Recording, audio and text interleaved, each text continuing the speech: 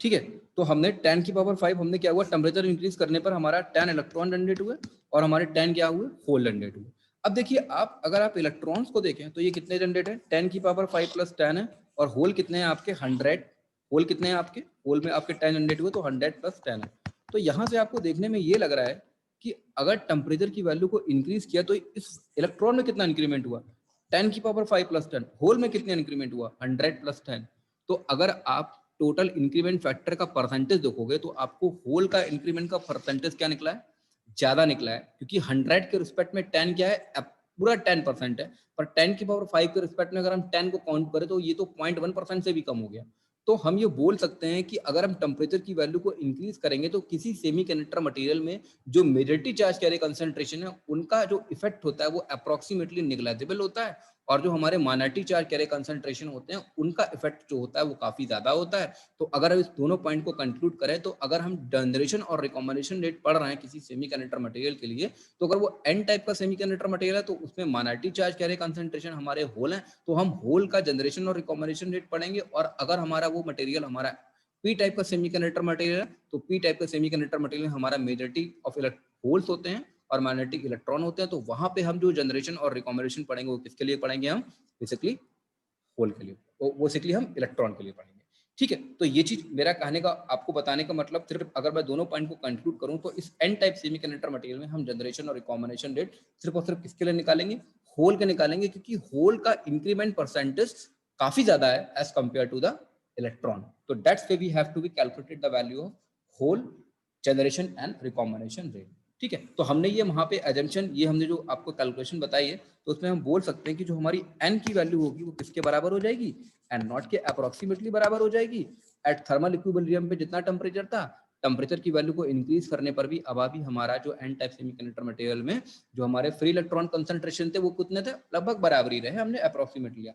But on the other hand, हम बोल सकते हैं ऑन द अदर हैंड, अगर हम ऑन द अदर हैंड की बात देखें तो हम बोल सकते हैं कि जो माइनॉरिटी चार्ज कैरियर कंसंट्रेशन का जो हमारा इंक्रीमेंट है वो हमारा क्या हो गया, ज्यादा हो गया। तो हम बोल सकते हैं कि अगर हम टेम्परेचर की वैल्यू को इंक्रीज किया तो हमारा अब होल में कितनी इंक्रीमेंट हो गया कि एट थर्मल इक्विलिब्रियम पे पी नॉट हो गया, प्लस टेम्परेचर की वैल्यू को इंक्रीज करने पर उसमें कितना हो गया, डेल्टा पी हो गया। तो ये हमारा क्या हो गया, होल का इंक्रीमेंट हो गया। अगर मैं इसे इक्वेशन नंबर 1 डालूं और इसे इक्वेशन नंबर 2 डालूं तो इक्वेशन नंबर 1 तो पहली जैसी है, तो हमें तो उसका जनरेशन रिकॉम्बिनेशन रेट से कोई मतलब नहीं है क्योंकि कोई फर्क नहीं पड़ता। अब हम P equal to T naught plus delta P का कुछ प्रोफाइल हम देखेंगे। तो अगर इसका हम ग्राफिकल रिप्रेजेंटेशन करें, जैसे कि मैंने आपके सामने ये ग्राफ पीडीएफ में शेयर किया है, तो मैं थोड़ा सा ग्राफ को एक्सप्लेन कर देता हूँ। ये हमारा टाइम है और ये हमारा क्या है, ये हमारा P है, हमने P मान लिया। ठीक है, अगर इस ग्राफ को प्लॉट करें तो मैं इस ग्राफ को प्लॉट कर देता हूँ कुछ इस तरीके से।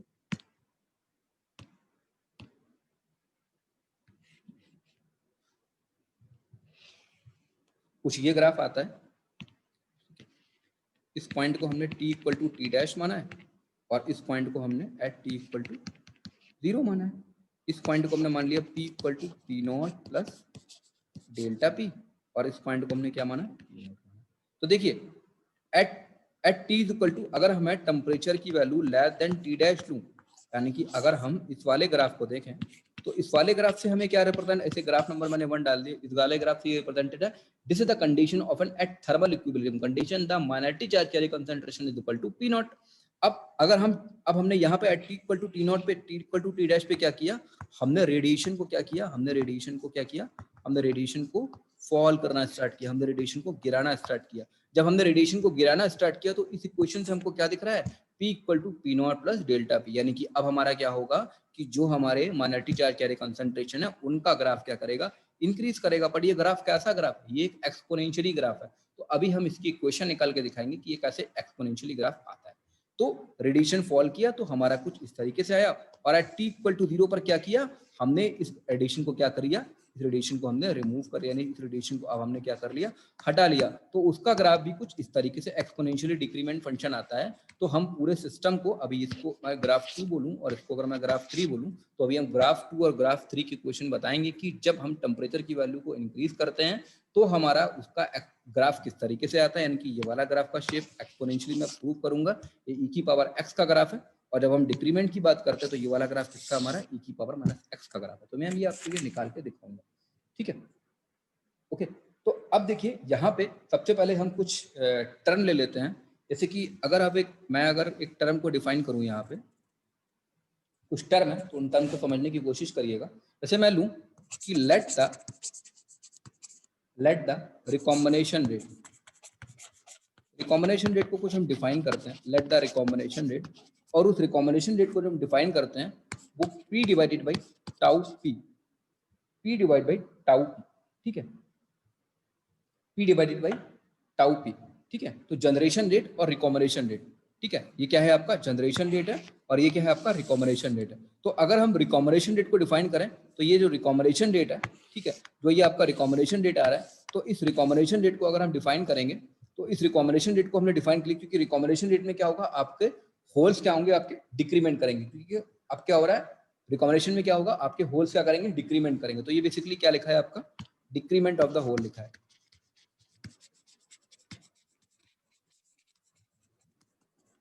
डिक्रीमेंट ऑफ होल, ठीक है। या फिर हम बोल सकते हैं, अगर इसको हम डिफाइन करें तो हम लिख सकते हैं concentration per second due to recombination, concentration per second due to recombination, concentration per second due to recombination, ठीक है।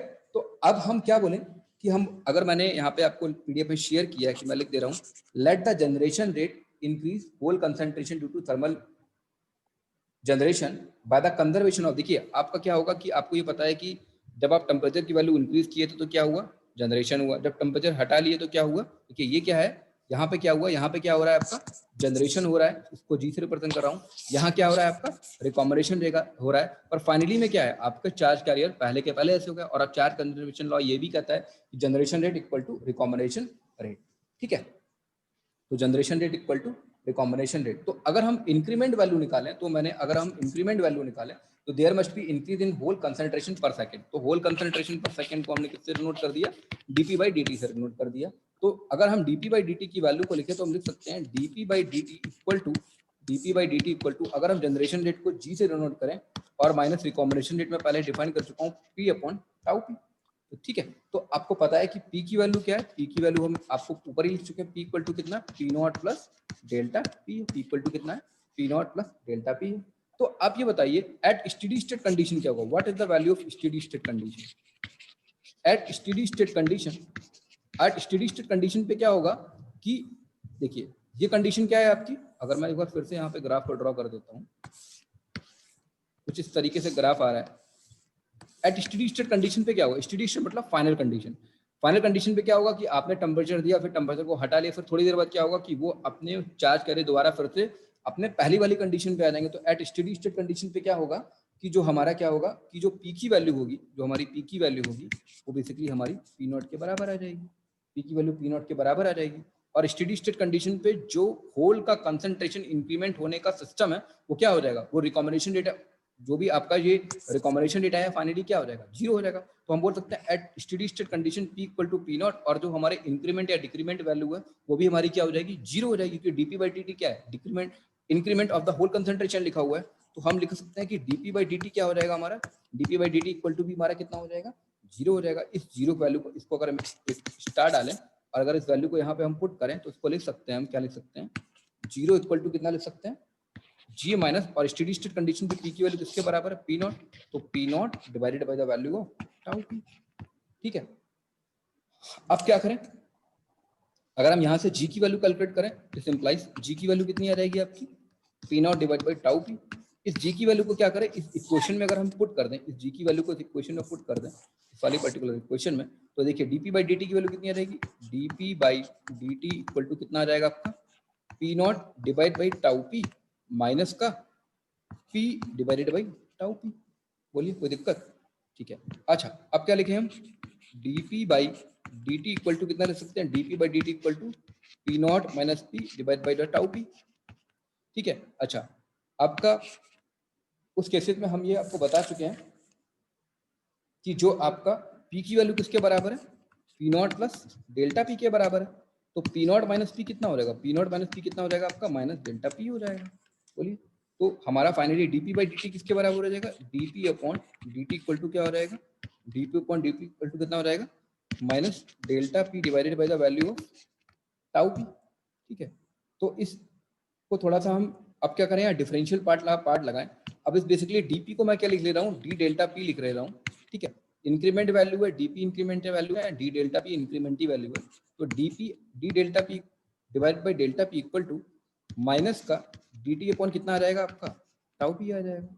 बोलिए आप, अगर इसको इंटीग्रेट करें, अगर हम इंटीग्रेट करें इसको और इंटीग्रेट करें, अगर इस सिस्टम को हम इंटीग्रेट करें तो इंटीग्रेट करने पर क्या आ जाएगा, ln delta P equal to minus tau upon tau P for an integration किया हमने और इसमें हमने कोई कांस्टेंट टर्म के जोड़ दिया। तो अगर हम यहाँ से डेल्टा पी की वैल्यू को कैलकुलेट करें तो हम लिख सकते हैं delta P equal to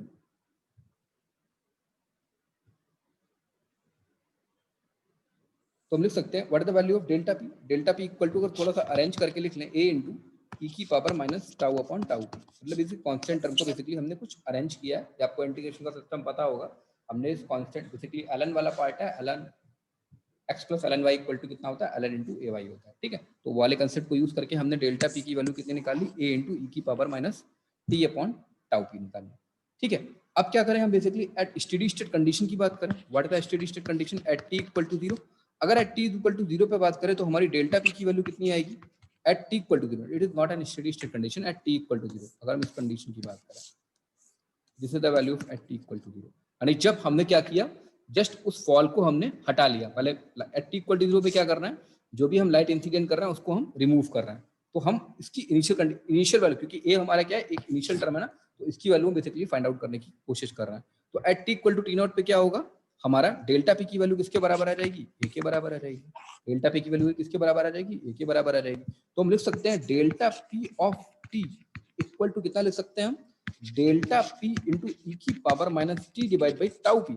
okay, ठीक है, तो अब हमारा इनिशियली में कितना था, अगर हम इक्वेशन को पहले हमने कितना लिया था, p equal to P not plus delta P लिया था। तो अब अगर हम इस डेल्टा पी की वैल्यू को यहाँ पे पुट करें तो p की वैल्यू कितनी आ रही है, p equal to P not plus delta P into E की power minus T upon tau P. p equal to P not plus delta P into E की power minus T upon tau P. ठीक है, तो अब अगर हम यहाँ पे इसका ग्राफिकल रिप्रेजेंटेशन ड्रॉ करें तो मैं आपको बताया था कि कुछ इस तरीके से ये कर्व है जो आपका इंक्रीमेंट जा रहा है, और अगर इसका डिक्रीमेंट का कर्व देखें तो ये कैसा कर्व है आपका, एक एक्सपोनेंशियली डिक्रीजिंग फंक्शन है। सॉरी,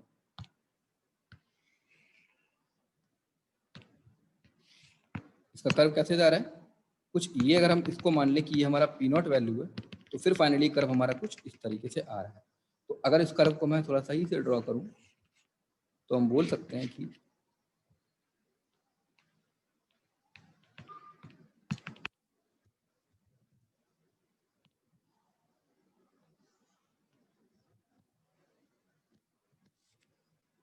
कर्व को अगर मैं ड्रॉ करूं सही से तो ये कर्व कुछ आपका कुछ इस तरीके से ड्रॉ होगा। ठीक है, तो ये फंक्शन क्या है आपका, e की power minus T upon tau P वाला क्या है, ये आपका फंक्शन कुछ इस तरीके से, और ये क्या है ग्राफ आपका p है और ये क्या है आपका टाइम t है। तो अगर इसको देखें तो ये क्या है आपका इंक्रीमेंट वैल्यू है of delta P for the hole concentration, और ये फाइनली अपनी स्टेडी स्टेट कंडीशन में पहुंच गया। ये सिस्टम क्या है आपका जनरेशन रेट है, ये क्या है आपका रिकॉम्बिनेशन रेट है, और ये क्या है आपका अंडर थर्मल इक्विलिब्रियम कंडीशन है। At T equal to T dash पे हमने क्या किया कि लाइट इंटेंसिटी को हमने फॉल करना स्टार्ट किया। At T equal to T not पे किया हमने लाइट इंटेंसिटी को घटा लिया। तो ये क्या था कि हमारा जनरेशन रेट का ग्राफ क्या था, और जब टी इक्वल टू 0 पे हमने लाइट इंटेंसिटी को हटा लिया तो हमारा फाइनली जो रिकॉम्बिनेशन रेट का प्रोफाइल क्या था, हमने यहाँ पे इस चीज को देखा है, और फाइनली हमारा एट टी नॉट पे ये क्या हो जाएगा, सेट हो जाएगा। तो it's all about for an N type semiconductor material. But अगर हम यही पी टाइप सेमीकंडक्टर मटेरियल की बात करें तो देखिए पी टाइप सेमीकंडक्टर मटेरियल में आपको पता है, पी टाइप सेमीकंडक्टर में क्या होगा, मेजॉरिटी में क्या होंगे, होल होंगे। मेजॉरिटी कैरी कंसंट्रेशन में क्या होंगे, होल होंगे, सॉरी हाँ, मेजॉरिटी में क्या होंगे आपकी, मेजॉरिटी में क्या होंगे आपके होल होंगे। ओके, और माइनॉरिटी में क्या होंगे आपके इलेक्ट्रॉन होंगे। ठीक है, तो अब यहाँ प्रोफाइल किसके लिए बनाएंगे, यहाँ प्रोफाइल किसके लिए बनाएंगे, माइनॉरिटी क्लास का, यानी कि हम यहाँ प्रोफाइल किसके लिए बनाएंगे, हम बेसिकली इलेक्ट्रॉन के लिए बनाएंगे। तो वो भी प्रोफाइल हमारा क्या आएगा, कुछ इस तरीके से आएगा। ये हमारा क्या हो जाएगा, ये हमारा क्या हो जाएगा, that is the value simple of delta. ये क्या है, at T equal to T dash है, T equal to T zero. ये भी प्रोफाइल कितना आएगा, ई की power minus 2 upon tau of N आएगा। ठीक है, तो it's all about for N ये क्या होगा आपका एन नॉट होगा, ठीक है, और ये फाइनली क्या होगा आपका एन नॉट होगा। ये किसके लिए है आपका फाइनली, ये एक पी टाइप सेमीकंडक्टर मटेरियल के लिए प्रोफाइल है। तो it's all about for the generation and recombination rate of the carrier, ठीक है। तो आज की क्लास को हम यही फिनिश करते हैं, ठीक है। फिर